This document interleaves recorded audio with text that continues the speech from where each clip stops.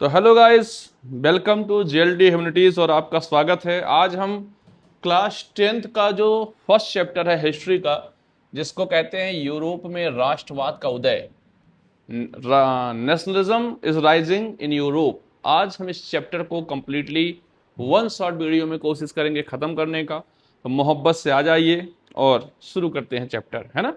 Okay, तो first chapter है आपके सामाजिक विज्ञान में हिस्ट्री का, जिसका नाम है यूरोप में राष्ट्रवाद का उदय। अब अगर दुनिया के मैप में आप देखोगे कि यूरोप कहाँ है, तो आपको पता है यहाँ पर क्या है, यूएसए है, north America, south America, Africa, Australia, Asia, और यहाँ है यूरोप। ठीक है, ये यूरोप 18 सेंचुरी में 90 के आसपास, क्योंकि ज़्यादा जो कांड होगा वो 19 सेंचुरी में होगा। 18वीं शताब्दी के अंत तक यूरोप बड़े बड़े साम्राज्यों में बटा था। यानी ये यूरोप जो है, इस यूरोप में बहुत सारे छोटे छोटे देश हैं आज। लेकिन जिस समय की हम बात करने जा रहे हैं उस समय देश नहीं थे, बल्कि साम्राज्य थे, एम्पायर्स थे। और अलग अलग राजाओं ने यूरोप के जो आज देश हैं दुनिया भर के बहुत सारे, उनको अलग अलग देशों को तब अलग अलग साम्राज्यों ने कैप्चर करके रखा था। यानी एक राजा के अंडर में थोड़ा सा ऑस्ट्रेलिया की जमीन थी, थोड़ी हंगरी की थी, ऐसे ऐसे करके। और ये जो राजा थे बड़े बड़े साम्राज्यों के, ये आपस में कनेक्टेड थे रिश्तों के द्वारा। रिश्ते मतलब एक राजा दूसरे राजा के यहाँ शादी विवाह करके आपस में कनेक्ट था, लेकिन वहां की जो जनता थी वो आपस में कनेक्ट नहीं थी। अब सोचिए, अगर ये बड़े बड़े जो राजा के जो साम्राज्य हैं ये आपस में कनेक्ट हैं रिश्तों के द्वारा, अगर एक राजा पर किसी की जनता ने, वैसी देश की जनता ने विद्रोह किया तो दूसरा राजा मदद करने को आ जाएगा। इसका मतलब शोषण का युग था, राजाओं की जिंदगी एक नंबर चल रही थी। और इसी समय कुछ ऐसी तकनीकी सामाजिक प्रगति होती है, बाजारीकरण होता है, जिसके कारण एक नया वर्ग आता है जिसको मिडिल क्लास कहते हैं। और इसका जो दिमाग था वो ज्यादा था मिडिल क्लास का। इन्होंने जो उस समय विशेषाधिकार थे, जिसको हम फ्यूडलिज्म या सामंतवाद कहते हैं, राजाओं के अंडर में जो अमीर लोग थे, अभिजात वर्ग थे, चर्च था, इन सबके पास विशेषाधिकार थे। और इन्हीं का विरोध करने के कारण यूरोप में क्रांतियां होती हैं। और उन्हीं क्रांतियों के फलस्वरूप आज जो यूरोप आपको दिखता है, जो राष्ट्रों में बटा हुआ है, ऐसा यूरोप बनता है। तो कहानी मोहब्बत से शुरू करते हैं और देखते हैं क्या है। यहां पे दिया है टाइम 1848। अब मैंने देखिए ये 19 सेंचुरी है, 18 से अगर एक भी साल आगे बढ़ता है तो 19 सेंचुरी हो जाती है। लेकिन अगर हम 1790 के आसपास चलें तो 1700 के अंतिम समय में ही ऐसा माहौल बनने लगा था कि थोड़ी थोड़ी जागरूकता आ रही थी। और उसका कारण था बाजार। जब मार्केट आगे बढ़ा, व्यापार आगे बढ़ा, तो लोगों का दिमाग भी आगे बढ़ा। और इस कारण नई नई कल्पनाएं, नए नए विचार आने लगे, जिन्होंने साम्राज्य से राष्ट्र की नींव रखी। यानी राजतंत्र से, मोनार्की सिस्टम से यूरोप कहाँ जाने लगा, डेमोक्रेसी की तरफ, लोकतंत्र की तरफ। लेकिन इस प्रक्रिया में बहुत सारे युद्ध हुए, बहुत सारे लोग इसमें शामिल हैं, बहुत सारे क्रांतिकारी लीडर्स हैं, बहुत सारे राजाओं को निपटाया गया। आइए इस राजतंत्र से लोकतंत्र की तरफ जो सिचुएशन है इसको समझते हैं और देखते हैं कौन कौन लोग इंपॉर्टेंट हैं। पहला नाम आता है फ्रेडरिक शार्यू की कल्पना, इमेजिनरी वर्ल्ड ऑफ फ्रेडरिक शार्यू। और यही आपके बुक की पहली हेडिंग है, शुरुआत है। इन्होंने एक ऐसा खूबसूरत चित्र बनाया है। फ्रेडरिक शार्यू कहाँ के थे? ये फ्रांसीसी कलाकार थे, माय डियर। ठीक है, इन्होंने 4 चित्रों की एक सीरीज बनाई, जिसमें अपने सपनों का संसार रचा। मतलब इनका जो कल्पना था, इनकी जो इमेजिनरी वर्ल्ड थी, उसमें एक ऐसा इन्होंने चित्र बनाया जिसमें क्या था, लोकतांत्रिक और सामाजिक गणराज्यों से मिलकर बना था। मतलब इनका जो चित्र इन्होंने बनाया इमेजिनरी वर्ल्ड, उसमें इन्होंने कल्पना की दुनिया डेमोक्रेटिक कंट्री बनने जा रही है।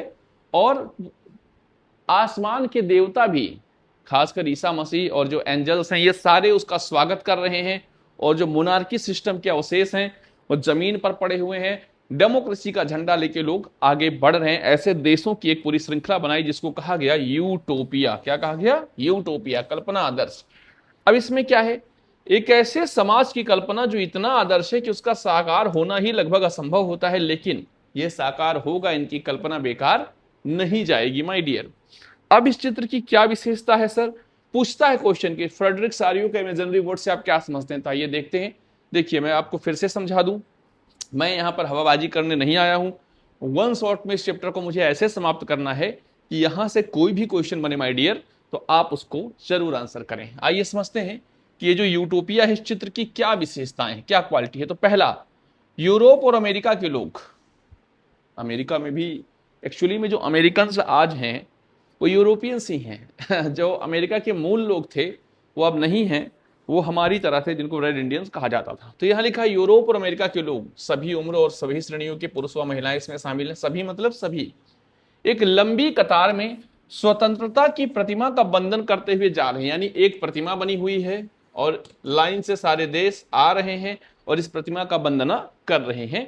ये इनके इस चित्र की पहली विशेषता है। दूसरा है ये जो स्वतंत्रता की देवी यहाँ पर खड़ी हुई हैं, ठीक है, क्या विशेषता है इनकी? इनके एक हाथ में ज्ञानोदय की मशाल है, ज्ञान का उदय होने वाला मशाल ले रखा है कि अब लोगों के पास ज्ञान आ गया है और वो डेमोक्रेसी बना के ही छोड़ेंगे। तो पहले हाथ में है ज्ञानोदय का मशाल और दूसरे हाथ में घोषणा पत्र है, मनुष्य के अधिकारों का अनाउंसमेंट लेटर। तो दो हाथ हैं इस देवी के, ठीक है, इनका पैर भी बना दिया मैंने, लो। इस देवी के दो हाथ हैं, एक हाथ में क्या है, ज्ञानोदय की मशाल है और एक हाथ में क्या है, एक हाथ में इनके अधिकारों का घोषणा पत्र, announcement letter of the rights of humans. तो ये जो घोषणा पत्र है इसी में वो सारे अधिकार लिखे हुए हैं जो लोकतांत्रिक व्यवस्था में आपको मिलने वाले हैं, ठीक है। तो ये दूसरी विशेषता हो गई इनकी यूटोपिया की। तीसरा क्या है, प्रतिमा के सामने, यानी ये जो प्रतिमा है इसके आसपास नीचे देखेंगे तो ऐसे ऐसे क्या पड़े हुए हैं, नीचे पड़े हुए हैं निरंकुश संस्थान, जिसको हम मोनरिकल रिजिम्स कहते हैं। मोनरिकल रिजिम्स, ऐसा रिजिम्स जो निरंकुश था, एब्सोल्यूट, जिसके ऊपर किसी का कोई अंकुश नहीं था, वो टूट गए हैं और नीचे क्या हुए हैं, ध्वस्त होकर बिखरे पड़े हुए हैं। कितना खूबसूरत चित्र है। स्वतंत्रता की मसाल है, अधिकारों का घोषणा पत्र है, देश के लोग, अलग अलग देशों के रिप्रेजेंटेटिव आ रहे हैं, इनकी वंदना कर रहे हैं, यानी डेमोक्रेसी की। जो निरंकुश संस्थान थे यानी मोनार्की सिस्टम, उसके अवशेष नीचे गिरे पड़े हुए हैं। ऊपर से स्वागत हो रहा है एंजल्स और ईसा मसीह जी के द्वारा। आसमान से ईसा मसीह, संत और फरिश्ते इस दृश्य पर अपनी दृष्टि जमाए हुए हैं। दुनिया के राष्ट्रों के बीच विश्व बंधुत्व, ये देखिए क्या है, विश्व बंधुत्व का एक प्रतीक दिखाया है इस चित्र में। तो क्लियर हो गया इस चित्र में क्या क्या है, ठीक है। सभी लोग लंबी कतार में, सभी देश के लोग स्वतंत्रता की देवी की क्या कर रहे हैं, अरे पूजा करेंगे, वंदना करेंगे और क्या करेंगे, ठीक है। एक हाथ में ज्ञानोदय की मशाल, दूसरे हाथ में अधिकार पत्र है। जमीन पर निरंकुश संस्थान के अवशेष बिखरे पड़े हैं और आसमान से ईसा मसीह, संत, फरिश्ते, एंजल्स इस पर दृष्टि जमाए हैं, इसकी प्रशंसा कर रहे हैं, वो खुश हो रहे हैं माय डियर। तो ये बात हो गई यूटोपिया की। लेकिन हम चलेंगे अब आगे, यहां से क्वेश्चन आएगा तो आप कर लेंगे मोहब्बत से। हम देखेंगे फ्रांस की क्रांति। देखो बात क्या है, एक कथन है, जब फ्रांस छींकता है तो यूरोप में सर्दी हो जाती। अच्छी मतलब ये जो फ्रांस है, इस यहां अगर कोई कांड होगा तो इसका प्रभाव पूरे यूरोप पर पड़ेगा और यूरोप के लोग मोहब्बत से इसका नकल करते हैं फ्रांस का। आइए समझते हैं क्या बातचीत है। 1789 में फ्रांस में क्रांति होती है जहां राजतंत्र को समाप्त कर दिया जाता है और मोनार्की सिस्टम को ध्वस्त करके डेमोक्रेसी ले आते। बट प्रश्न ये है कि ये क्रांति कैसे हुई। इतना आसान है क्रांति करना, राजा को हटा देना? नहीं माय डियर, बहुत मेहनत लगता है। आइए समझते हैं ये क्रांति क्यों हुई, कैसे हुई। 1789 की जो फ्रांस की क्रांति है, यह राष्ट्रवाद की सबसे पहली स्पष्ट अभिव्यक्ति थी, यानी राष्ट्रवाद के लिए पहली लड़ाई थी। क्रांति ने सत्ता राजतंत्र से स्थानांतरित कर दिया और फ्रांसीसी नागरिकों को सौंप दिया। यानी यहां पर कुछ ऐसा तो बवाल हुआ कि सत्ता राजतंत्र से किसके हाथ में चलेगी, ऐसे लोगों के हाथ में गई जो लोकतंत्र चाहते थे। क्या ये प्रक्रिया इतनी आसान थी? नहीं माय डियर। अब ये जो सत्ता गई, यहाँ के राजाओं ने कुछ तो किया होगा। तो देखिए मोटा मोटा समझिए, मैंने अभी बताया था जो मिडिल क्लास था, ठीक है। फ्रांस में 3 वर्ग थे, आपने 9th में पढ़ा होगा। सबसे ऊपर कौन थे? पादरी। कौन थे? पादरी। ये जो पादरी होते हैं ना, यानी चर्च के फादर वगैरह। दूसरे नंबर पे कौन थे? दूसरे नंबर पे थे अभिजात। कौन थे? अभिजात, ये आपने पढ़ा था। और तीसरे नंबर पे कौन थे? तीसरे नंबर पे थे आम जनता। तो सबसे ऊपर पादरी, फिर अभिजात, और तीसरे नंबर पे कौन है? आम आदमी है। और इस आम आदमी में सभी टाइप के लोग थे, पढ़े लिखे लोग, डॉक्टर, इंजीनियर, वकील, किसान, मजदूर, सब थे। और आपको याद होगा कि ये जो वो टाइम है जब फ्रांस कई मामलों में उलझा था। एक तरफ तो फ्रांस का इंग्लैंड से युद्ध चल रहा था। क्यों युद्ध चल रहा था? क्योंकि दोनों दुनिया के कई इलाकों पर, खासकर भारत में, अफ्रीका में, अमेरिका में कब्जा कर रखे थे। तो अपने वर्चस्व की लड़ाई ये दोनों आपस में लड़ रहे थे। साथ ही अमेरिका में 1776 में एक विद्रोह होता है। तो इस विद्रोह, ये काफी लंबा चला युद्ध। अमेरिका की मदद भी फ्रांस ने की। इंग्लैंड से लड़ने में उसके बहुत सारे पैसे खर्च हुए। इसके अलावा जो फ्रांस के राजा बनते हैं लुई 16 और विवाह करते हैं किसके साथ? राजकुमारी जी के साथ, मेरी एंटोनेट के साथ। तो क्या होता है, उस समय जो फ्रांस का खजाना है बिल्कुल खाली था। लंबे समय तक फ्रांस सरवाइव नहीं कर पा रहा था और इसके कारण उन्होंने टैक्स लगाने की घोषणा की। और जब टैक्स लगा माय डियर, तो फ्रांस में टैक्स पादरी नहीं देता था, अभिजात वर्ग नहीं देता था, आम आदमी पे इस टैक्स की बातचीत हुई और इस कारण लोग काफी नाराज हुए। इन्होंने मांग की कि जनता की आबादी के आधार पर वोटिंग हो, क्योंकि वोटिंग का क्या था? 300 वोट इनके पास, 300 वोट इनके पास और 300 वोट इनके पास। तो भाई साहब ये दोनों पे तो टैक्स लग ही नहीं रहा है, तो ये दोनों तो एक हैं, ये बेचारे सिर्फ 300 हैं, जबकि इनकी संख्या बहुत ज्यादा है। और जब राजा ने इनकी बात नहीं मानी तो इन्होंने विद्रोह कर दिया, बास्तील का किला तोड़ दिया। एक लंबी लड़ाई चली और अंततः 1789 में यह क्रांति सक्सेस हो गई। तो ये 9th की बातचीत थी। 10th में सीधे हम क्रांति पे आते हैं। क्रांति हो गई। अब जब क्रांतियां होती हैं तो उसके कुछ पहचान होते हैं। आप अभी तक प्रजा थे, राजा के अंडर में थे, आप अचानक से नागरिक यानी सिटीजन बन रहे हैं, आपको अधिकारों का घोषणा पत्र मिल रहा है माय डियर। तो कुछ आपकी सामूहिक पहचान तो हुई। जैसे हम भारतीय हैं, हमारी पहचान क्या है? हमारा एक तिरंगा है, हमारा एक सुप्रीम कोर्ट है, हमारा एक संविधान है, हमारा एक राष्ट्रगान है। यही तो हमारी सामूहिक पहचान है? नहीं तो ऐसे तो हम बिहारी हैं, मद्रासी हैं, फलाना है, ढमका है, हिंदू, मुसलमान, सिख, बहुत है। बट सामूहिक पहचान क्या? एक तिरंगा, एक झंडा। इनकी भी कुछ सामूहिक पहचान है। आइए समझते हैं इनका कलेक्टिव आइडेंटिटी क्या है, ऐसे कौन से कदम इन्होंने उठाए। तो पहला है पितृभूमि। कहा इन्होंने, फ्रांस को क्या कहा? ये हमारी पितृभूमि है। और हम भारत को क्या कहते हैं? मातृभूमि। क्या कहते हैं? मदरलैंड। इन्होंने क्या कह दिया? फादरलैंड। पितृभूमि, ला पैट्री। और नागरिक, सिटियन। सिटियन में फ्रांसीसी लैंग्वेज है, वैसे इंग्लिश में सिटीजन कहते हैं। और नागरिक, इन विचारों ने एक संयुक्त समुदाय की अवधारणा पर बल दिया, जिसे एक संविधान के तहत एक समान अधिकार प्राप्त थे। मतलब इन्होंने एक संविधान बनाया और उसमें अधिकार दे दिया कि फ्रांस के सभी लोग जो हैं वो फ्रांस के नागरिक हैं और ये हमारी पितृभूमि है, किसी राजा फाजा की जमीन नहीं है। ये एक ऐसा सिंबल था जिसके द्वारा फ्रांस में एक सामूहिक भावना पैदा हुई। दूसरा अगर हम देखें तो नया ध्वज, वही मैंने बताया, इन्होंने भी अपना झंडा बना दिया, फ्रांसीसी तिरंगा, ट्री कलर। क्या हमारे तिरंगे जैसा? अरे भाई 3 कलर का, इसका मतलब हमारा झंडा इनका झंडा थोड़ी है, हमारे जैसा है। तो 3 कलर का एक ध्वज भी चुन लिया, एक सामूहिक पहचान बन गई, झंडा इनका। फिर इन्होंने नेशनल असेंबली बनाई। ये क्या है? देखो बात क्या है, ये जो मीटिंग होती थी इसको कहते थे स्टेटस जनरल। क्या कहते थे? स्टेटस जनरल, इस मीटिंग को कहते थे। जब इनकी इस मीटिंग में बात नहीं मानी गई, ये नाराज हुए, तो ये चले गए वहां से, भीड़ इकट्ठा किए गए, अरे हटाओ ससुरा राजा फाजा, हम जा रहे हैं टेनिस कोर्ट। और टेनिस का मैदान था, उसी में बैठे। और वही जो टेनिस का मैदान था, कहा कि स्टेटस जनरल नहीं है, अब हम जो हैं वही इस देश पे शासन चलाएंगे। और उन्होंने बना दिया नेशनल असेंबली। तो स्टेटस जनरल का नाम बदल के क्या कर दिया? National assembly. और सक्रिय नागरिकों द्वारा चुनाव किया गया। सक्रिय नागरिक क्या है?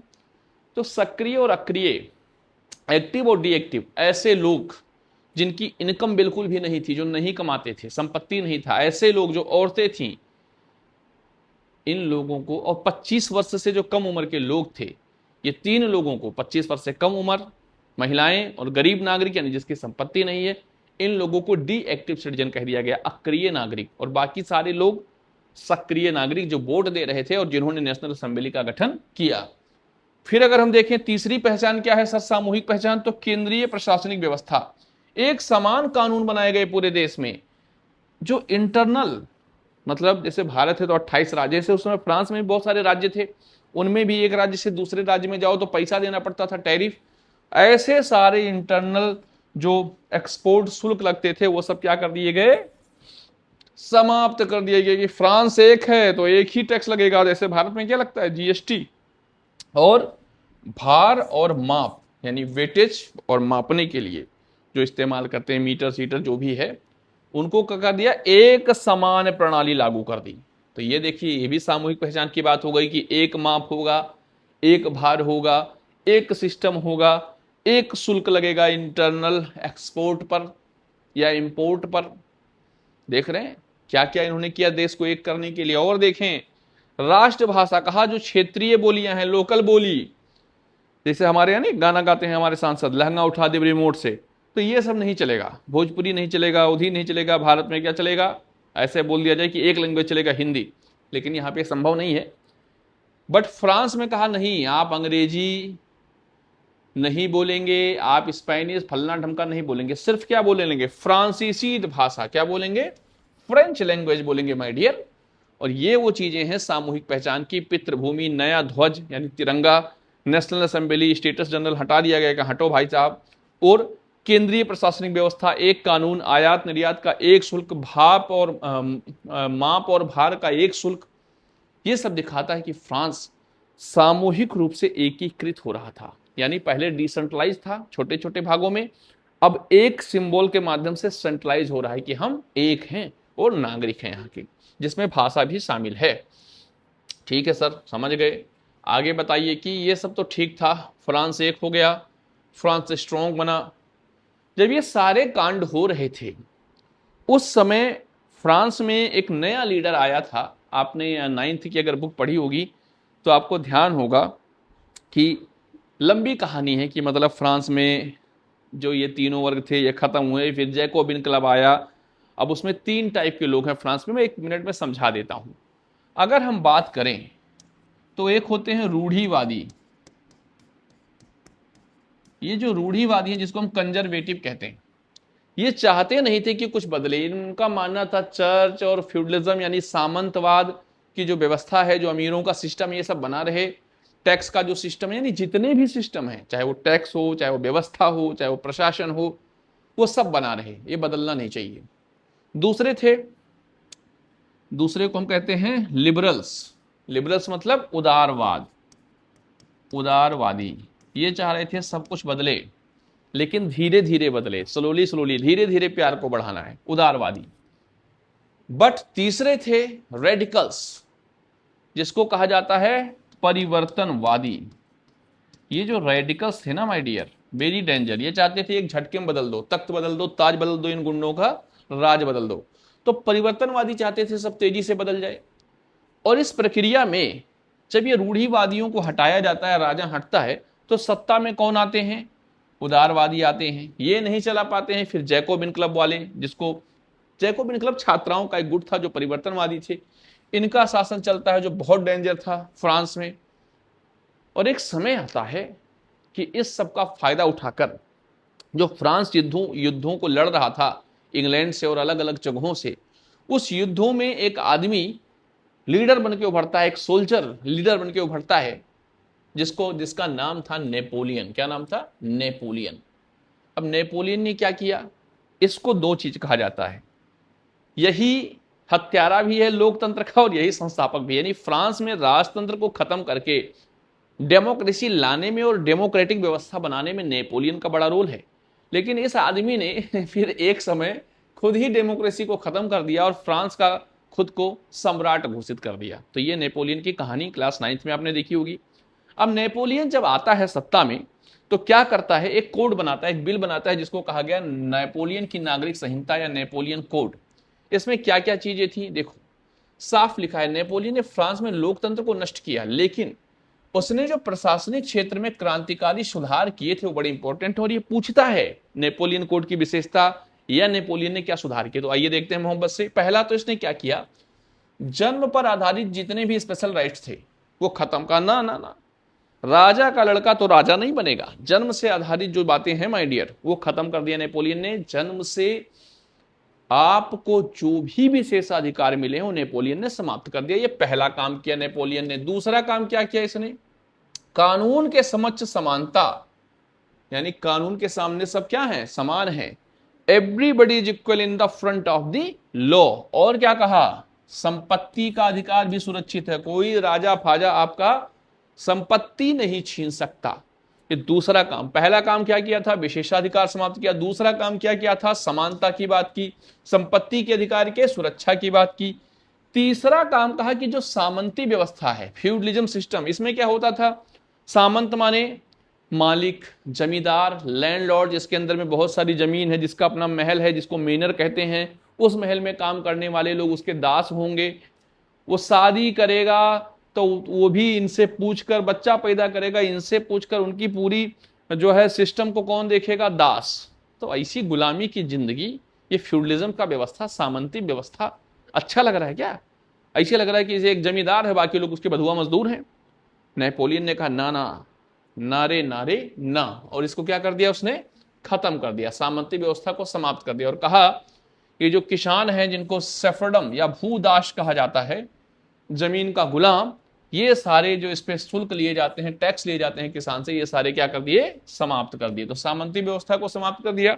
किसानों से जो दास के रूप में पैसा लिया जाता था, अधिशेष काम कराया जाता था, वो भी खत्म कर दिया। और माय डियर, यातायात, कम्युनिकेशन, संचार और बैंकिंग व्यवस्था में सुधार किया। तो ये काम है नेपोलियन संहिता का। यहां से क्वेश्चन आते हैं, मोहब्बत से लिख देना, कोई टेंशन की बात नहीं है। आगे बढ़ेंगे। यूरोप में राष्ट्रवाद का निर्माण और मिडिल क्लास। अभी मैंने बताया था कि मिडिल क्लास कोई छोटा मोटा क्लास नहीं है, ये जो मध्यम वर्ग है यही कांड करता है। जैसे हम लोग मास्टर, डॉक्टर, वकील, दिमाग है इनके पास और पैसा नहीं है, लेकिन ये डेमोक्रेसी और समानता की बात करते हैं, तो दिमाग है तो कांड करेंगे। आइए समझते हैं। यूरोप में राष्ट्रवाद का निर्माण और नया मध्यम वर्ग, ये कैसे आया, तो देखना यहां लिखा है 18वीं सदी के मध्य जो यूरोप था, यानी 1700 के बाद की बात अभी हम कर रहे हैं। 18वीं सदी में जो यूरोप था वो कैसा था, तो कोई राष्ट्र राज्य नहीं थे। जर्मनी, इटली, स्विट्जरलैंड कई साम्राज्यों, डचियों और कैंटनों में बटे हुए थे। मतलब ये जो देश है ना, ये कोई एक देश नहीं हुआ करते थे। इनका कुछ इलाका किसी और साम्राज्य के अंडर में, कुछ इलाका किसी और राजा के अंडर में, इस तरह से यूरोप था। कोई राष्ट्र नहीं, कोई देश नहीं, सबके कुछ इलाके, किसी देश का कुछ इलाका किसी राजा के अंडर में, किसी देश का कुछ इलाका किसी राजा के अंडर में है। इस तरह से था यूरोप 18वीं सदी में। और वही वो टाइम है जब ये मिडिल क्लास आएगा, क्वेश्चन खड़ा करेगा और लोकतंत्र की मामले की स्टार्टिंग शुरू होगी। ऐसा था यूरोप। अब ये लिबरल नेशनलिज्म क्या, नया मध्यम वर्ग जो आया और उदारवादी राष्ट्रवाद लेकर आया। अभी मैंने बताया था तीन लोग थे ना, रूढ़िवादी, उदारवादी, परिवर्तनवादी। तो जो उदारवादी, जिनको हम लिबरल्स कहते हैं, ठीक है, ये लोग जो हैं ये ही मिडिल क्लास के लोग थे और यही परिवर्तन चाहते थे। लेकिन ये कब हुआ, 18वीं सदी वो टाइम है जब टेक्निकल डेवलपमेंट हो रहा था यूरोप में, वैज्ञानिक दृष्टिकोण आ रहा था और उनका व्यापार बढ़ रहा था। और जब व्यापार बढ़ा, आयात बढ़ा, निर्यात बढ़ा, मैन्युफैक्चरिंग बढ़ी, तो बैंकिंग बढ़ा, इंजीनियरिंग बढ़ा, इससे जुड़े जितने भी काम है सब बढ़े, कमर्शियल सेक्टर डेवलप हुआ। तो कौन सा क्लास आ गया माय डियर, औद्योगिकरण के बाद यूरोप में एक नया कैटेगरी उभरा जिसको कहा गया व्यापारी, उद्योगपति और पेशेवर मध्यम वर्ग। इससे पहले वहां कौन लोग थे, भी मैंने आपको बताया था, राजा थे, सबसे पहले पादरी, फिर राजा, फिर किसान। लेकिन इसके बाद आ गए ये लोग जिनको व्यापारी कहेंगे, उद्योगपति कहेंगे, ये लोग आ गए, इंजीनियर्स, डॉक्टर्स। तो उदारवाद लिबरलिज्म क्या है ये समझते हैं, ये बहुत इंपॉर्टेंट है, क्योंकि वही ये मिडिल क्लास है जो क्रांति का साक्षी बनेगा। तो उदारवाद, लिबरलिज्म, लैटिन शब्द नहीं, लैटिन शब्द लिबरल से बना है, जिसका अर्थ है आजाद। आजाद भाई साहब, चंद्रशेखर आजाद नहीं। तो देखिए क्या है उदारवाद। इसमें 3-4 बातें हैं, इनकी थिंकिंग कैसी है देखते हैं। पहला, इनका अर्थ क्या है उदारवाद का, ये चाहते हैं कि जो निरंकुश शासक है, जो पादरी वर्ग है, इसके विशेषाधिकारों का अंत हो, एक संविधान बने और एक संसद बने, प्रतिनिधि सरकार बने, जनता अपने प्रतिनिधियों को चुने, वो शासन चलाए। ऐसा चाहते थे कौन, ये उदारवादी। आज तो यही चल रहा है दुनिया में। जैसे भारत में क्या एक संविधान है, संसद क्या है, प्रतिनिधि सरकार है जिनको हम चुनते हैं, यही ये चाहते थे। दूसरा है, आर्थिक रूप से क्या चाहते थे उदारवादी, तो बाजारों की मुक्ति, बाजार फ्री हो, इस पर किसी का कब्जा ना हो, ठीक है। और सामान व पूंजी का जो आवागमन है, इंपोर्ट एक्सपोर्ट इन्वेस्टमेंट, पैसा लगाना, व्यापार करना, इस पर राज्य जो प्रतिबंध लगा रहा है वो ना लगे। तो दो चीजें इनकी बस डिमांड थी। एक तो ये चाहते थे लोकतंत्र, डेमोक्रेसी, जिसमें जनता चुने सरकार। दूसरा ये चाहते थे पूंजीवाद, जिसको आज हम कहते हैं पूंजीवाद का मतलब व्यापारियों को किसी भी प्रकार के टैक्स से मुक्ति हो, व्यापार करने की पूरी छूट हो। ये इनका विचारधारा था, आइडियोलॉजी थी माय डियर, ठीक है। तो यूरोप में राष्ट्रवाद के निर्माण में इनकी ये जो विचार है ना, ये विचार यही तो कांड करेंगे, यही विचार तो अभी ये गरीबों तक पहुंचाएंगे कि राजा का लड़का राजा नहीं बनना चाहिए, लोकतंत्र आना चाहिए। अच्छा, इसी बीच में कांड होता है ज़ोलवेराइन। ज़ोलवेराइन क्या है? ज़ोलवेराइन 1834 में कांड होता है। देखो 1789 में तो क्रांति हो चुकी थी, अब सुधार का दौर जारी है। तो 1834 में पर्शिया की पहल पर, अब पर्शिया क्या है? यूरोप का एक देश था, पर्शिया साम्राज्य था। पर्शिया की पहल पर स्थापित हुआ एक शुल्क संघ, मतलब टैक्स लगाने की एक कमेटी बनी, जिसको क्या कहा जाता है? ज़ोलवेराइन। इसने क्या किया? अधिकांश जर्मन राज्यों को जोड़ दिया, शुल्क जो अवरोध थे, टैरिफ अवरोध थे, उसको समाप्त कर दिया, और मुद्राओं की संख्या 30 से घटाकर 2 कर दिया। आप कहे होगे कि सर समझे नहीं आया, आप कैसी गंदी बात कर रहे हो। तो देखो, what is the means of Zollverein, तो समझिए। मैंने बताया कि यूरोप में एक तो साम्राज्यवाद चल रहा था, अलग अलग इलाकों को कब्जा करने की लड़ाई। दूसरी, जो भी देश थे तब वो देश नहीं थे, राज्यों में बटे हुए थे। तो वहां क्या हुआ, जो जर्मनी है, ये जो जर्मनी है ना, उस आज का जर्मनी तब 39 राज्यों में बटा था, 39 भागों में। और हर 39 भाग में, अलग अलग भागों में अलग टैक्स सिस्टम था, अलग पैसा चलता था, बड़ा बवाल था।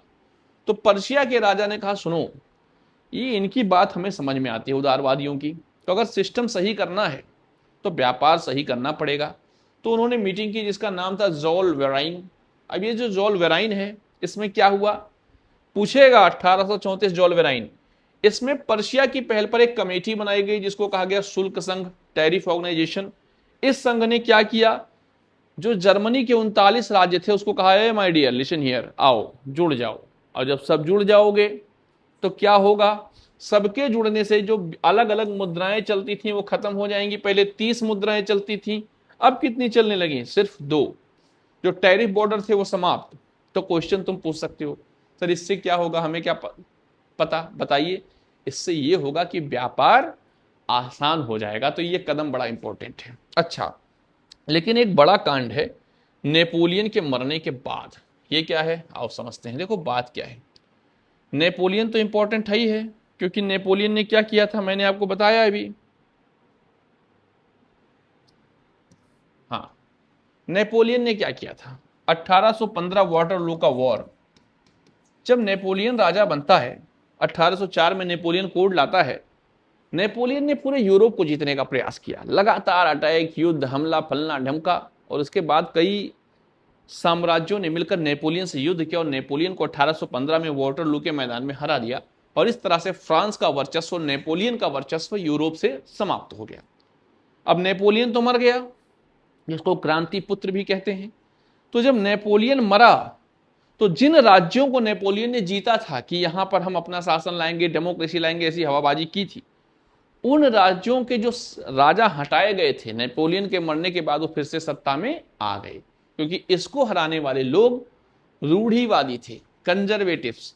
नेपोलियन को 1815 वाटरलू का वॉर, इसको जिसने हराया वो कैसे हैं सर, वो है रूढ़िवादी। तो ये क्या चाहेंगे, पुरानी व्यवस्था, पुराना सिस्टम।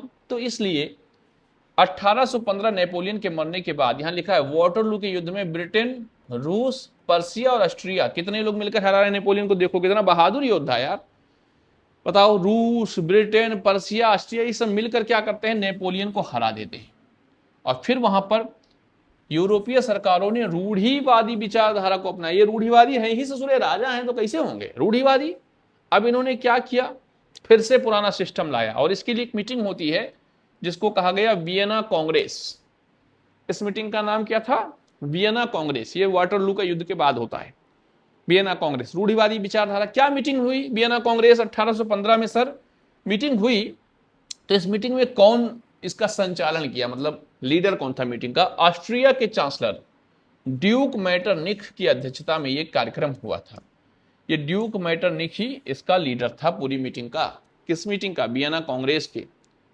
क्या बोला इसमें? तो इसने कहा देखो, फ्रांस में फिर से आएगा बूर्बो राजवंश। ये वही राजवंश है जिसको नेपोलियन ने क्या किया था? समाप्त कर दिया था। तो फिर से आ गया बूर्बो राजवंश। दूसरा, फ्रांस की सीमाओं पर नए राज्य बनाए गए ताकि फ्रांस अपना विस्तार ना कर पाए, यानी फ्रांस को चारों तरफ से पैक कर दिया, नए स्टेट्स बना दिए वहां कि ले बेटा अब लड़ाई नहीं करेगा, बहुत लड़ाई कर लिया। तीसरा, नेपोलियन ने जो 39 राज्यों को एक किया था जर्मनी को, उसको नहीं डिस्टर्ब किया, उसको कहा ये ऐसे ही रहेगा। क्यों? क्योंकि ये भी चाहते थे, रूढ़िवादी भी, कि पुराना सिस्टम भले रहे बट जो व्यापार से पैसा आ रहा है ना वो रुकना नहीं चाहिए माय डियर। नेपोलियन को इन्होंने फॉलो किया इस मामले में, कहा जर्मनी को जो नेपोलियन ने एक किया है वो नहीं हटाएंगे, जो व्यापार का सिस्टम है नेपोलियन का वो लागू रहेगा। बाकी तो राजवंश फिर से आ गए, जैसे बुर्बो राजवंश फ्रांस में, और फ्रांस को कैप्चर कर लिया चारों तरफ से नए राज्य बना के। ये होता है वियना कांग्रेस में। तो समझ गए आप, पूछेगा तो। अब हम देखेंगे उन नेताओं को। देखिए जैसे हमारे यहाँ गांधी जी, पटेल साहब, नेहरू जी, सुभाष चंद्र बोस, भगत सिंह, अनेक क्रांतिकारी नेता हुए। कुछ लोगों ने बंदूक उठाया, नेतागिरी की, कुछ लोगों ने अलग अलग विचारधाराओं से अपनी बातें रखी। ऐसे ही यूरोप में भी अलग अलग देशों में अलग अलग नेता थे जो राजतंत्र को डेमोक्रेसी में लाने के लिए लगातार प्रयत्न किए। आइए उन नेताओं को मोहब्बत से देखते हैं। पहला नाम है जूसेप्पे मैत्सनी। नाम थोड़ा इसका अलग टाइप का, जूस उस बेचता था ऐसा मत सोचना। जूसेप्पे मैत्सनी, जूसेप्पे मैत्सनी जो है भाई साहब, अब इनको अगर मोहब्बत से देखें तो क्या कांड किया था इन्होंने। ये इटली के क्रांतिकारी हैं और राष्ट्रवाद का इनको आध्यात्मिक पिता कहा जाता है। कितना बड़ा सम्मान दे दिया है, बाप रे। नेशनलिज्म के कैसे पिता हैं ये? आध्यात्मिक पिता हैं। कौन? मैत्सनी भाई साहब। कहाँ के? इटली के हैं। क्या विचारधारा थी मैत्सनी की? मैत्सनी का मानना था कि ईश्वर की इच्छा के अनुसार राष्ट्र ही मनुष्यों की प्राकृतिक इकाई है। मतलब इनका मानना था ईश्वर भी यही चाहता है कि राज्य ना रहे, राजा ना रहे, राष्ट्र हो। क्या हो? राष्ट्र हो। और इटली के छोटे छोटे राज्यों का पैचवर्क नहीं रखा जा सकता था, इसका एकीकरण ही इसकी स्वतंत्रता का आधार है। मतलब सर समझ नहीं आया? नहीं आया कोई बात नहीं, मैं फिर से समझाता हूं। इटली के ये क्रांतिकारी हैं, इनका मानना था इटली के जो छोटे छोटे टुकड़ों पर अलग अलग वंशों का, अलग अलग साम्राज्यों का कब्जा है, ये गलत है, इसे ईश्वर भी नहीं चाहता। ईश्वर भी चाहता है कि एक राष्ट्र हो नागरिकों का, यानी इटली के उन छोटे छोटे राज्यों को हटाकर इटली को क्या कर दिया जाए? जोड़ दिया जाए और एक राष्ट्र बना दिया जाए। जैसे भारत के राज्यों को जोड़कर क्या बनाया गया है? भारतवर्ष। ठीक है, तो ये बात था मैत्सनी का। अब लड़ाई कैसे लड़ाई इन्होंने? सोच तो बहुत अच्छी है पर जहां सोच वहीं शौचालय। इतनी अच्छी सोच ऐसे तो नहीं डेवलप हो पाएगी, लोगों को समझाना पड़ेगा, अपनी बातों को बताना पड़ेगा, है मोदी जी की तरह इंस्टाग्राम पे आना पड़ेगा। तो क्या हुआ यहाँ? इन्होंने गुप्त संगठन बनाए, दो प्रसिद्ध गुप्त संगठन बनाए। पहला बनाया यंग इटली। यंग इटली कहां बनाया सर? मर्शल्स में। ठीक है। दूसरा बनाया यंग यूरोप। ये कहां बनाया? बर्न में। ये दोनों इलाकों के नाम हैं। यंग इटली और यंग यूरोप दोनों मैत्सनी ने बनाया था और ये दोनों संगठन क्रांतिकारी गतिविधियों को अंजाम दे रहे थे, ये डेमोक्रेसी लाने का प्रयास कर रहे थे। ये बात हुई मैत्सनी की। मैत्सनी पे जो चांसलर मैटरनिख थे, अभी मैंने मैटरनिख को बताया था ना, मैटरनिख कहाँ के थे? ऑस्ट्रिया के। अभी जब आपको मैंने पढ़ाया वाटरलू के मैदान के हार के बाद वियना कांग्रेस की मीटिंग हुई और इसी मीटिंग का चांसलर कौन था? ऑस्ट्रिया का चांसलर मैटरनिख। बड़ा बदतमीज था। यह कहता है कि जो मैत्सनी है यह हमारी सामाजिक व्यवस्था का सबसे खतरनाक दुश्मन है। यानी मैत्सनी को ये क्या कह रहे हैं? अब कैसे नहीं कहेंगे। मैत्सनी की विचारधारा कैसी है? डेमोक्रेटिक, लोकतंत्र चाहते हैं। मैटरनिख क्या चाहते हैं? रूढ़िवादी हैं, राजतंत्र चाहते हैं। तो इसलिए दोनों की विचारधारा ही अलग है। तो इनका मानना है मैटरनिख साहब का कि ये जो मैत्सनी है ये इनकी सामाजिक व्यवस्था का सबसे खतरनाक दुश्मन है। ऐसा इन्होंने हवाबाजी की थी। आगे बढ़ते हैं। अब वो टाइम आएगा देखो बात क्या है, नेपोलियन के मरने से केवल रूढ़िवादियों की सत्ता आई थी, समझ गए, कंजर्वेटिव्स की यूरोप में, बट जो लोग थे उनके दिलों में आग जल चुकी थी, किसकी, स्वतंत्रता की, किसकी, समानता की, किसकी, लोकतंत्र की। और ये आग माय डियर बुझने वाली अब नहीं थी। एक बार जब आदमी को पंख उग जाते हैं ना, तो फिर वो उड़ने से बाज नहीं आता है। यूरोप के लोगों ने धीरे धीरे अलग अलग संगठनों के द्वारा, अलग अलग नेताओं के द्वारा इस व्यवस्था का विरोध किया, लड़ाई लड़ी और अंततः स्वतंत्रता भी ली। आइए समझते हैं। क्रांतियों का युग 1830 से 1848 नहीं रुकेगा। अब ये क्रांति, क्रांति की आग जल चुकी है माय डियर। भले नेपोलियन मर गया, यूरोप में आग लगेगा, देखना। जुलाई 1830 में क्या हुआ, कांड हुआ, भीड़ फिर से गुस्साई, कहीं मारो ये बूर्बो राजा फाजा हटाओ, हमारा पहला व्यवस्था अच्छा था। तो फ्रांस में बूर्बो राजाओं को उखाड़कर फेंक दिया गया, कहा हटो ससुरा, डेमोक्रेसी लाएंगे। और क्या किया, लुई फिलिप की अध्यक्षता में, ये नेता है फ्रांस में, ध्यान रखना, लुई फिलिप की अध्यक्षता में संवैधानिक राजतंत्र स्थापित कर दिया। अब देखना ये कितना बड़ा कांड हुआ है। यानी फ्रांस जहां एक लंबी लड़ाई लड़ी, 1789 में क्रांति हुई, राजा हटा, फिर अलग अलग विचारधारा आई, फिर नेपोलियन आया, फिर नेपोलियन मरा, फिर बूर्बो राजवंश आया, ये सब चल रहा है। अब तक आ गया समय 1830, अभी तक लड़ाई चल ही रही है लोकतंत्र की। यहां पर बूर्बो राजवंश को उखाड़कर फेंक दिया गया। लुई फिलिप जो उस समय लीडर थे इन जनता के, इनकी अध्यक्षता में फ्रांस को कहा कि राजतंत्र तो होगा फ्रांस में, लेकिन माय डियर संवैधानिक राजतंत्र होगा, यानी संविधान के अकॉर्डिंग राजा को चलना पड़ेगा। अब मैटरनिक, यही वो मैटरनिक है जिसको भी मैंने कहा था, ऑस्ट्रिया का चांसलर, इसी ने कहा था कि मेसनी दुश्मन है समाज का। अब ये क्या कहता है, जब फ्रांस में ये कांड होता है, बात समझदार बहुत है, ये कहता है जब फ्रांस छींकता है तो यूरोप में सर्दी जुकाम हो जाता है। मतलब अब ये जो कांड हुआ है ना 1830 की क्रांति में, फ्रांस में संविधान बन रहा है, संविधान से राजा चलेगा, ये पूरे के पूरे यूरोप में चलेगा, क्योंकि यूरोप किसको फॉलो करता है, फ्रांस को। आओ समझते हैं। ऐसे ही मैटर नहीं कह रहा है कि जब फ्रांस छींकता है तो यूरोप को क्या हो जाएगा, सर्दी। अब इसके बाद यूनान में भी कांड हो गया 1832 में, देखना, यूनान का स्वतंत्रता संग्राम, ग्रीक वॉर। अब ये यूनान में कांड क्या हुआ, यूनान यूरोप का एक छोटा सा देश, क्रिश्चियन मेजोरिटी ज्यादा है, बट उस पर कब्जा एक मुसलमान साम्राज्य का था, तुर्की साम्राज्य, जिसको उस समय कहते थे ऑटोमन साम्राज्य। और ये कब से कब्जा था, 15वीं सदी से। सोचो 15वीं सेंचुरी से 19 सेंचुरी आ गई, 5-6 साल हो गए, 500-600 साल, तब से कब्जा है किसका, ऑटोमन साम्राज्य का। इन्होंने भी मांग शुरू की, यूनानियों ने, कि हम अपना अलग देश बनाएंगे, हम यूनानी हैं, हम काहे रहे ऑटोमन साम्राज्य में। जैसे हमने कहा कि हम क्यों रहें इंग्लैंड साम्राज्य में, हम भारतीय, हम अपना अलग देश बनाएंगे। ऐसे यहां भी लड़ाई शुरू हुई। 1821 में इन्होंने स्वतंत्रता संग्राम स्टार्ट कर दिया, लंबी लड़ाई चली 1832 तक, यानी 1821 से 1832 चलता है यूनान की लड़ाई, स्वतंत्रता संग्राम की। किस साम्राज्य से, ऑटोमन साम्राज्य से। और एट लास्ट जीत होती है यूनान की, और एक संधि होती है, ट्रीटी ऑफ कुस्तुनतुनिया या कुस्तुनतुनिया की संधि, और यूनान स्वतंत्र राष्ट्र बन जाता है 1832 में। तो देख रहे हैं फ्रांस के छींकने से कहां कहां सर्दी हो रही, यूनान में हो गई। आगे देखेंगे कि ये जो घटनाएं हुई हैं, इसमें एक शब्द आता है रोमानियत या रोमानीवाद या रोमांटिज्म। यहां रोमांस या रोमानियत या रोमानीवाद का मतलब रोमांस ही है, लेकिन जो आज हम लोग रोमांस करते हैं वो रोमांस नहीं है। हम लोग जो करते हैं वो फिजिकल रोमांस है माय डियर, जो हीरो हीरोइन करते हैं, ये आध्यात्मिक रोमांस है। ये कौन सा रोमांस होता है सर, ऐसा रोमांस जहां बस दिमाग काम करता है, नहीं, दिमाग नहीं काम करता है, बस दिल काम करता है, ऐसा रोमांस है, ठीक है।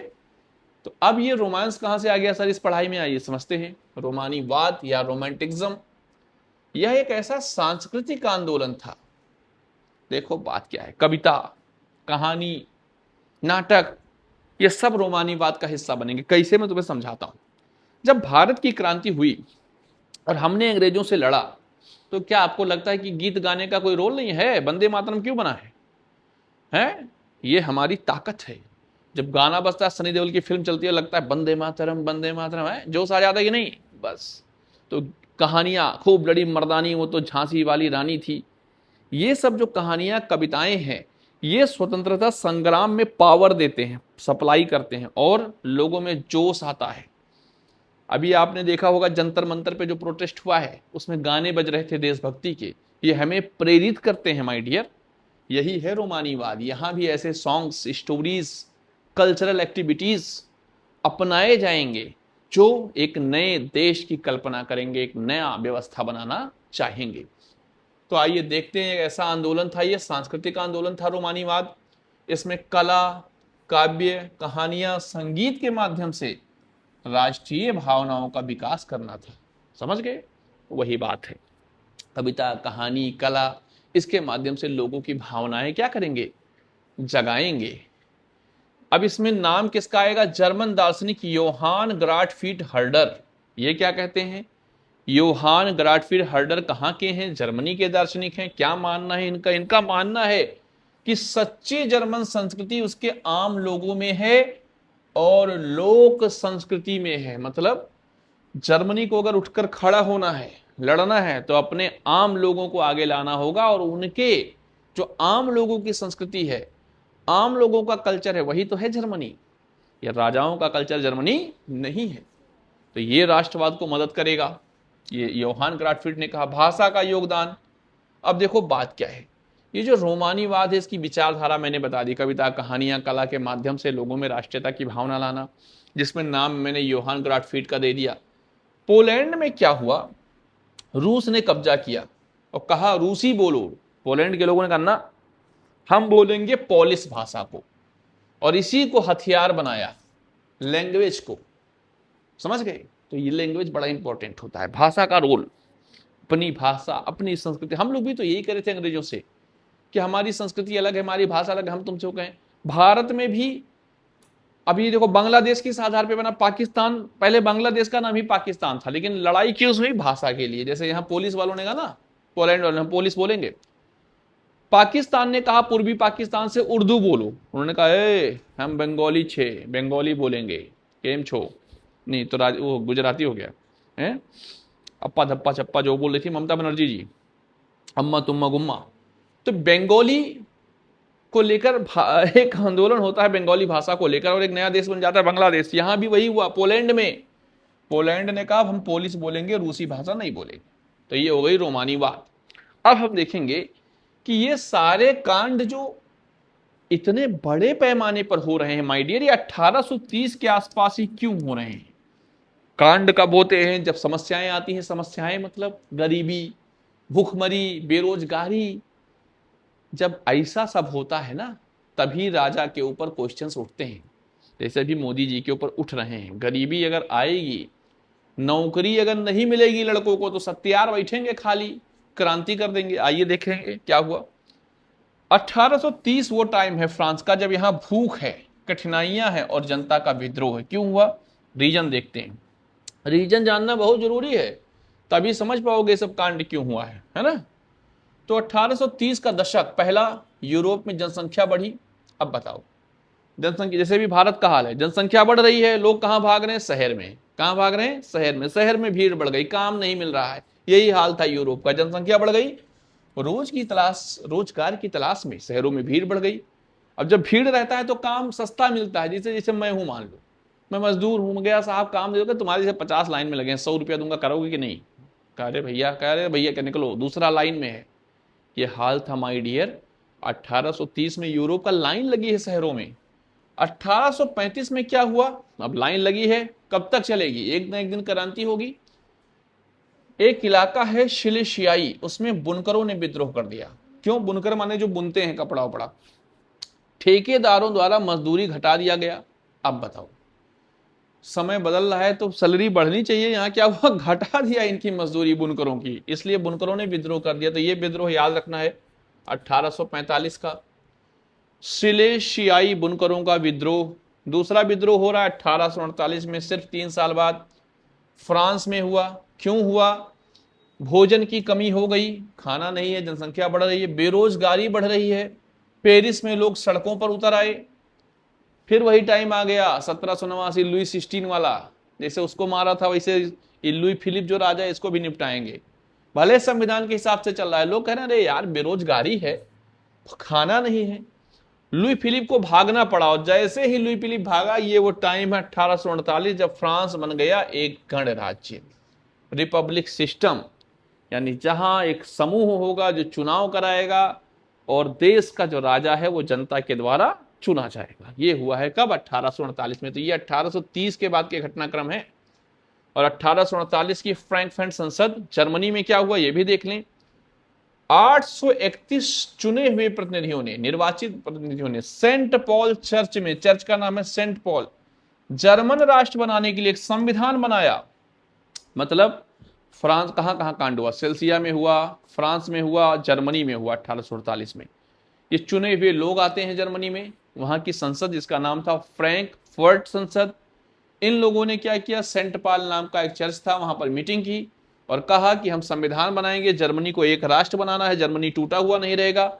लेकिन इस जर्मनी को एक करने में और इसको चलाने में, एक राष्ट्र बनाने में, इस मीटिंग में पर्सिया के राजा इसमें गलत विल्हेम लिखा है, फ्रेडरिक विल्हेम या फ्रेडरिक विलियम कहते हैं, ने ताज पहनने से इनकार कर दिया और यह संसद विफल रही। देखो बात क्या है, इनको ताज पहनाया जाना था, किसको? पर्सिया के राजा को, कि जर्मनी एक राष्ट्र बन रहा है, वहां एक संविधान चलेगा और पर्सिया के राजा इस ताज को पहन के इस मीटिंग को स्वीकार करें। लेकिन राजा तो राजा होता है। तो अब देखिए यहां 1848 फ्रैंकफर्ट संसद जर्मनी, निर्वाचित प्रतिनिधियों जो सेंट पॉल में जो मीटिंग हुई, ये मीटिंग क्या हो गई? फेल हो गई। क्यों फेल हो गई? क्योंकि राजा ने, जो पर्सिया के राजा थे, इन्होंने ताज पहनने से मना कर दिया। अगली हेडिंग है 5 नंबर, जर्मनी, इटली और ब्रिटेन का एकीकरण। ये क्या है सर? आइए समझते हैं। अब देखो धीरे धीरे ना ये जितने साम्राज्य थे ये सारे क्या होंगे? राजाओं का पौवा हटेगा और ये सारे बनेंगे राष्ट्र। तो पहले तो इनके स्टेट्स जो हैं, राज्य, इनको एक किया जाएगा, फिर एक करके इसके एक संविधान होगा, एक राष्ट्रगान, एक तिरंगा, ऐसा बन के एक राष्ट्र के रूप में इसको स्टैब्लिश किया जाएगा। तो कौन कौन है? जर्मनी है, इटली और ब्रिटेन है। आइए समझते हैं कौन कौन लोग थे जिन्होंने इनको एक किया फटाफट। सबसे पहले नाम आता है मेसनी का। किसका? मेसनी का। मेसनी का रोल किसमें है? इटली को एक करने में। क्या किया? इनके विचार और इनकी जो संगठन है, इन्होंने क्रांति की नींव डाली। कहां पर नींव डाली? इटली में डाली। और देखते हैं कुछ इंपॉर्टेंट नाम। दूसरा नाम आता है काउंट काबूर का। काउंट काबूर की बात करें तो ये कहां के नेता थे? तो देखना, सार्डिनिया पीटमांट के राजा विक्टर इमैनुअल द्वितीय के प्रधानमंत्री हैं। यानी ये एक अंपायर का नाम है, सार्डिनिया पीटमांट। तो सार्डिनिया पीटमांट के जो राजा हैं, पर्सिया में था ये, जिनका नाम है विक्टर इमैनुअल द्वितीय, इनके प्रधानमंत्री का नाम था काउंट काबर। क्या ये क्रांतिकारी थे? नहीं थे। क्या ये लोकतांत्रिक थे? नहीं थे। तब फिर इनका क्या रोल है? ना ये क्रांतिकारी है, ना ये लोकतंत्र को पसंद करते हैं। इन्होंने क्या किया? अपनी कूटनीति से फ्रांस के साथ गठबंधन किया और 1859 में ऑस्ट्रियाई सेना को हराकर इटली को मुक्त कराया। यानी इटली का जो नॉर्थ का एरिया है, इसको एक करने में किसकी भूमिका है? काबूर की भूमिका है। क्या किया काबूर ने? तो फिर से देखना, यहां से ध्यान रखना, फ्रांस की मदद ली। किसकी मदद ली? फ्रांस की। फ्रांस से गठबंधन किया, कहा कि सुनो, हम हैं सार्डिनिया पीटमांट के राजा इमैनुअल द्वितीय के प्रधानमंत्री, काबूर साहब हैं, हमारा क्या नाम है? काबूर। तो ये जो सार्डिनिया पीटमांट, इन्होंने कहा हम किसके साथ जुड़ जाएंगे? फ्रांस के साथ। तो फ्रांस के साथ मिल गए ये। किसको हराया? ऑस्ट्रिया को। किसको हराया? ऑस्ट्रिया को। यानी ये जो ऑस्ट्रिया है ना, इसने इटली के उत्तरी इलाके पे कब्जा कर रखा था। समझ गए? और इसको थोड़ा फटाक से समझ ले तो दिक्कत होगी आपको समझने में। ये क्रांतिकारी नहीं है, ये आपको ध्यान रखना है। ये लोकतंत्रवादी नहीं है। तो इन्होंने क्या किया? फ्रांस को मिलाया। ये कहाँ के हैं? काबूर, सार्डिनिया पीटमांट के जो राजा हैं उनके मंत्री हैं। इन दोनों ने मिलकर क्या कर दिया? ऑस्ट्रिया की सेना को हरा दिया, इनको खत्म कर दिया और उत्तरी इटली को क्या कर दिया? मुक्त करा दिया। तो ये इनकी बातचीत हो गई। ठीक है। और अगर हम देखें आगे। तो लिखा है गैरीबाल्डी। ये इन्होंने क्या किया, गैरीबाल्डी ने, इन्होंने एक संगठन बनाया रेड शर्ट्स, लाल कुर्ती नामक एक स्वयं सेवकों की सेना बनाई और दक्षिणी इटली और 2 सिसिलियों के राज्य को जीतकर इमैनुअल द्वितीय को दे दिया। तो इमैनुअल द्वितीय का बहुत बड़ा रोल है इटली को एक करने में, क्योंकि देखना ये जो इटली है, इसका जो नॉर्थ इटली का इलाका है, इसको तो काबूर ने जीत कर दे दिया, फ्रांस को मिलाया, ऑस्ट्रिया के राजा को हराया और नॉर्थ इटली मुक्त। अब बची थी दक्षिण इटली, जिसको एक करना था। तो दक्षिणी इटली को एक करने में इनका रोल है गैरीबाल्डी का। किसका है, गैरीबाल्डी का रोल है। इन्होंने दक्षिण इटली को कैसे किया, तो सेना बनाई, लाल कुर्ती, लड़ाई लड़ा और जीत लिया। इस तरह उत्तर और दक्षिणी इटली क्या हो गए, एक राजा के अंडर में आ गए, जिसका नाम था इमैनुअल द्वितीय। अच्छा, कुछ और व्यक्तित्व हैं सर इंपॉर्टेंट, हाँ नाम फटाफट पढ़ेंगे, आइए समझते हैं। इसको याद कर लेना, नोट्स में क्वेश्चन पूछता है। जर्मनी को किसने किया, तो किसने किया, बिस्मार्क ने। नाम याद रखना, बिस्मार्क। किसको एक किया, जर्मनी को। यहाँ के लीडर हैं। क्या किया इन्होंने, तो देखना, पर्शिया ने एकीकरण का नेतृत्व किया। यानी बिस्मार्क कहाँ के हैं, पर्शिया के हैं। पर्शिया ने जर्मनी को एक किया, पर्शिया के राजा ने जर्मनी को एक किया, बिस्मार्क। तो पर्शिया ने एकीकरण का लीडरशिप किया, नहीं जो एकीकरण की प्रक्रिया चल रही थी जर्मनी की, उसको पर्शिया ने लीड किया। बिस्मार्क ने रक्त और लोहे की नीति अपनाई, मैंने मार के गटैया काट देंगे, है ना, ब्लेड एंड आयरन। 7 सालों में ऑस्ट्रिया, डेनमार्क और फ्रांस के साथ 3 युद्ध जीते इसने, पर्शिया ने। देख रहे हो किसको किसको हरा रहा है, पर्शिया। 7 सालों में ऑस्ट्रिया को हराया, डेनमार्क हराया, फ्रांस को हराया। और जनवरी 1871 कैसर विलियम प्रथम को वर्साय में जर्मनी का सम्राट घोषित कर दिया। तो यह काम किसने किया, बिस्मार्क ने किया। पर्शिया के लीडर बिस्मार्क ने जर्मनी को एक किया। जर्मनी के ऊपर जो ऑस्ट्रिया का कब्जा था, डेनमार्क का कब्जा था, फ्रांस का कब्जा था, इनको युद्धों से समाप्त किया, जर्मनी को एक किया। और राजा कौन बने, जर्मनी के सम्राट कौन बनते हैं, विलियम प्रथम। इस तरह जर्मनी भी एक राष्ट्र के रूप में एकत्रित हो जाएगा। बाद में डेमोक्रेसी का आंदोलन चलेगी। तो ये जर्मनी को एक करने, अभी ये राष्ट्र बनाने की बात नहीं हो रही है, एक करने की बात हो रही है। जैसे भारत ही एक समय चंद्रगुप्त मौर्य ने भारत को एक किया था जीतकर, तो वो राष्ट्र थोड़ी बन गया था, अभी एक हुआ है। फिर अभी डेमोक्रेसी वाला कीड़ा निकलेगा और राजतंत्र को समाप्त कर देगा। अगला है इटली। इटली को किसने किया, मेसनी, काबूर, गैरीबाल्डी अभी पढ़ाए थे। मेसनी ने 2 संगठन बनाए थे, काबूर ने उत्तरी इटली को एक किया, गैरीबाल्डी ने दक्षिणी इटली को एक किया।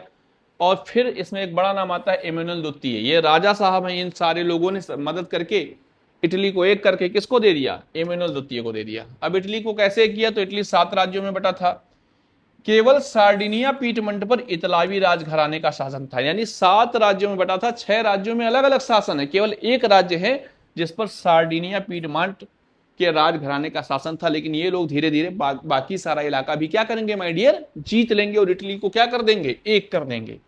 तो मेसनी, इसने वैचारिक आधार और मतलब इनका जो विचारधारा है वो लोकतंत्र का है, गुप्त संगठन बनाए। काउंट काबूर प्रधानमंत्री थे, किसके, इन्हीं साहब के, सार्डिनिया पीठमंड के। इन्होंने कूटनीति किया, फ्रांस की मदद ली और उत्तरी भाग को ऑस्ट्रिया से मुक्त कराकर इटली को दे दिया। तो जो इटली है इसका उत्तरी भाग किसने मुक्त कराया, काबूर ने। फिर गैरीबाल्डी आते हैं, रेड शर्ट की सेना बनाते हैं और जो साउथ इटली है उसे जीत लेते हैं और इन पूरे इटली का राजा बन जाते हैं इमैनुअल द्वितीय 1861 में। ठीक है, यानी ये जो सार्डिया पीठमंड के राजा थे, सारी इटली जीतकर ये राजा बन गए 1861 में। समझ गए, तो इटली भी एक हो गया। और देखते हैं ब्रिटेन। ब्रिटेन को किसने किया, ब्रिटिश संसद कैसे आई। यहां कोई क्रांति नहीं हुई, बस एक संसदीय प्रक्रिया थी। 1688 में संसद ने राजतंत्र से शक्ति छीन ली। अब ये क्या है, देखो सबसे बढ़िया कांड यही हुआ था इंग्लैंड में 1688 में, जिसको कहते हैं रक्तहीन क्रांति। यानी रक्त की एको बूंद नहीं भाई, वो क्रांति हो गई। कैसे, लोग इकट्ठा हुए, भीड़ जुटाई और राजमहल में घुसने लगे। सेना पहुंची, सेना ने जाके राजा को कहा सर युद्ध होगा, लंबी लड़ाई चलेगी, लोग मारे जाएंगे, एट लास्ट आपको कुर्सी से उतरना पड़ेगा, लोग फांसी मांसी चढ़ा देंगे, इसलिए क्या करो मोहब्बत से सरेंडर कर दो। राजा समझदार था, उसने चुपचाप कुर्सी दे दी कि लीजिए भाई आप बनाइए संसद। इसीलिए आज भी इंग्लैंड में राजा होता है, हमारे यहाँ राष्ट्रपति है, अमेरिका में राष्ट्रपति है, लेकिन इंग्लैंड में देश का हेड कौन है? राजा है, महारानी है भाई साहब। केवल इसलिए क्योंकि इस क्रांति में खून नहीं बहा था, तो आज भी उनका सम्मान है। हाँ, बस देश चलाने के लिए प्रधानमंत्री है, सरकार है, लेकिन देश का जो सुपर पावर है, जो बड़ा पोस्ट है सबसे, वो राजा का ही है। तो संसद ने राजतंत्र से शक्ति छीन ली, शक्ति का ट्रांसफर हो गया। 1707 का एक एक्ट था, एक्ट ऑफ यूनियन। इसमें क्या किया? इंग्लैंड में स्कॉटलैंड को भी जोड़ दिया। इंग्लैंड आज जितना बड़ा दिख रहा है, जिसको ग्रेट ब्रिटेन कहते हैं, इतना बड़ा नहीं था, छोटा तो था इंग्लैंड। इसने सबसे पहले किसको कब्जा किया? स्कॉटलैंड को जोड़ लिया और कहा स्कॉटलैंड और इंग्लैंड एक ही है, तो जोड़ के बना दिया यूके, यूनाइटेड किंगडम। यूनाइटेड जोड़ दिया, एक राजा दूसरा राजा जुड़ के यूनाइटेड किंगडम बन गया, ग्रेट ब्रिटेन जिसको आज कहते हैं माय डियर। और फिर इतना ही नहीं, 1801 में आयरलैंड को भी बलपूर्वक ब्रिटेन में शामिल कर लिया। तो पहले नाम इसका क्या था? सिर्फ इंग्लैंड, जब इसने भारत पर कब्जा किया था। फिर इसने किसको मिलाया? स्कॉटलैंड। फिर इसने किसको मिलाया? आयरलैंड। अब इन सबको मिलाकर क्या किया? ग्रेट ब्रिटेन बनाया। क्या सर ये स्कॉटिश बोलने वाले लोग, आयरिश बोलने वाले लोगों ने विरोध नहीं किया? विरोध करते हैं तो इनको जूता बजा देता है मुंह पे कि बेटा इंग्लैंड को ही फॉलो करना है, समझ गए? अगली हेडिंग है लास्ट, राष्ट्र दृश्य की कल्पना। अब राष्ट्र बनेगा तो उसका दृश्य कैसा होगा, उसका सिंबल कैसा होगा? कुछ तो होगा। जैसे भारत में कौन है सिंबल? भारत माता। एक आपने चित्र देखा होगा भारत माता का, है? तो ऐसे इनके यहाँ भी बनेंगी। राष्ट्र दृश्य की कल्पना, विजुअल्स जिसको विजुअलिंग करेंगे। पहला 18वीं 19वीं शताब्दी में कलाकारों ने राष्ट्रों को नारी रूपक चित्रित किया। हमने भी इन्हीं को फॉलो किया है, क्योंकि इन देशों ने राष्ट्र को कैसे दिखाया? माँ के रूप में, माय डियर। कैसे दिखाया? पहला है मारियान। मारियान कहाँ की है? फ्रांस की है, या फ्रांस की सिंबल है। इनका सिंबल क्या है? क्या क्या पहनती हैं भैया? तो इनका फ्रांस का प्रतीक है लाल टोपी, तिरंगा और कोकेड।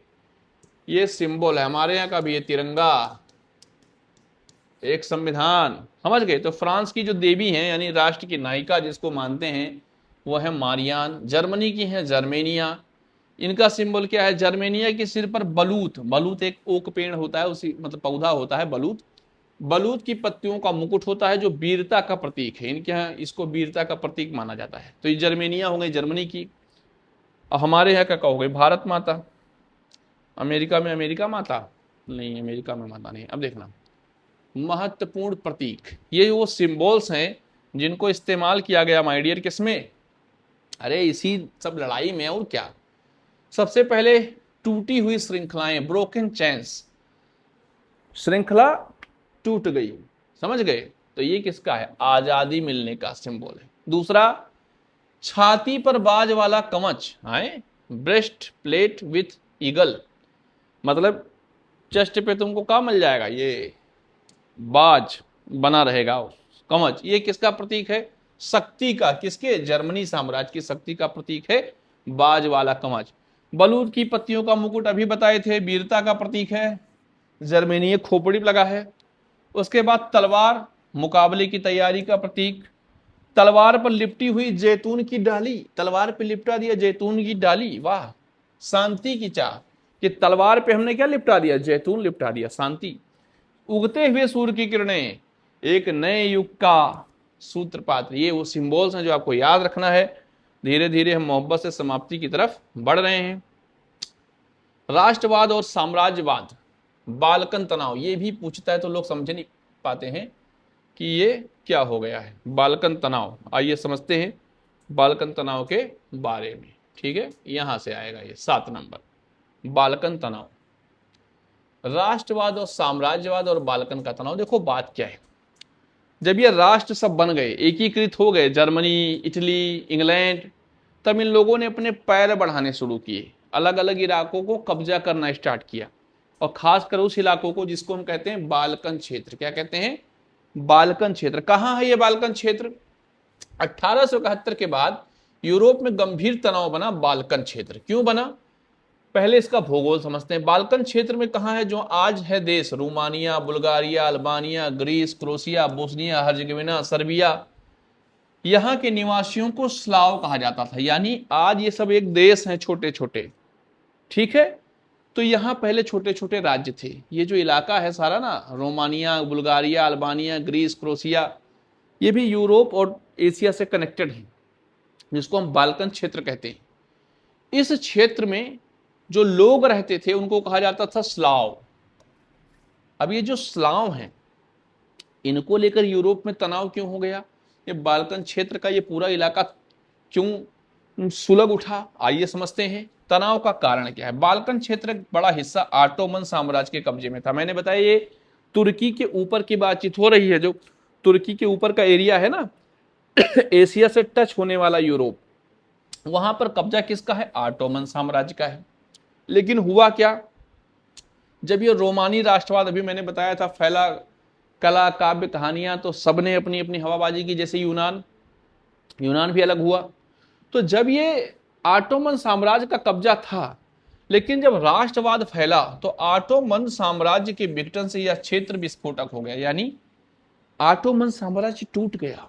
और जब ऑटोमन साम्राज्य टूटा माय डियर, तो सब उस पर गिद्ध की तरह झपट पड़े कि हम लेंगे हम लेंगे हम लेंगे। अब उसी में हो गया लड़ाई। आओ देखते हैं क्या हुआ। ऑटोमन साम्राज्य का विघटन हुआ, बाल्कन राज्य आपस में एक दूसरे से ईर्ष्या करते थे, ये सब बदतमीज एक दूसरे से जलते थे और अधिक से अधिक क्षेत्र पर ये कब्जा करना चाहते थे। और यही अभी देखना क्या हो जाएगा, प्रथम विश्व युद्ध का कारण बनेगा। ये बाल्कन का इलाका फर्स्ट वर्ल्ड वॉर का कारण बनेगा माय डियर, देखना। अब ये सारे के ससुरे ये जितने हैं, ये सब एक दूसरे के इलाके को झपटना चाह रहे हैं, क्योंकि टूट गया है कौन, कमजोर पड़ गया है कौन, ऑटोमन साम्राज्य। हुआ क्या, रूस, जर्मनी, इंग्लैंड, ऑस्ट्रिया, हंगरी, ये बड़े यूरोपीय जो पावर थे, ये सब बाल्कन पर अपना प्रभाव बढ़ाना चाहते थे। होड़ शुरू हो गई, कंपटीशन स्टार्ट हो गया कि कौन बाल्कन इलाके को ज्यादा से ज्यादा कब्जा करेगा। इसी प्रतिस्पर्धा के कारण अंततः 1914 में प्रथम विश्व युद्ध को जन्म दिया। तो आपने देख लिया, बाल्कन क्षेत्र के तनाव के कारण फर्स्ट वर्ल्ड वॉर हुआ, क्योंकि जब इस पे कमजोर पड़ा किसका प्रभाव, ऑटोमन साम्राज्य का, तो ये देश आपस में लड़ने झगड़ने लगे और जो बड़े बड़े गिद्ध थे यूरोप के, वो इस पर कब्जा करने के लिए झपट पड़े और उनके बीच में आपस में मनमुटाव हो गया और वर्ल्ड वॉर की स्थिति उत्पन्न हो गई। अब यहाँ से जो इंपॉर्टेंट क्वेश्चन आएंगे वो देख लीजिए आप। 5 अंक के जो प्रश्न आते हैं उसमें जर्मनी का एकीकरण पूछ सकता है, इटली का एकीकरण पूछ सकता है, इन गरीबों का नाम याद रखना, और बाल्कन तनाव पूछ सकता है। फिर 3 अंक के जो प्रश्न है इसमें वियना की संधि जो आपको पढ़ाए थे 1815 में, है ना, मैटरनिक वाला, जालोराइन, इसको भी पढ़ा दिया हूँ। फ्रांसीसी क्रांति के सामूहिक पहचान वाले कदम मैंने पढ़ा दिए हैं, देख लेना। कुस्तुनतुनिया की संधि 1832, ये वही है यूनान वाली, ऑटोमन से अलग होने वाली। और ये जो मारियान जर्मनिया, ये फ्रांस की देवी, ये जर्मनी की देवी, ये सब पढ़ा दिया है माय डियर। 1 शॉट में चैप्टर समाप्त हो चुका है। इसी के साथ जय हिंद, जय भारत, नमस्कार। मिलेंगे अगली वीडियो में। Like, share and subscribe.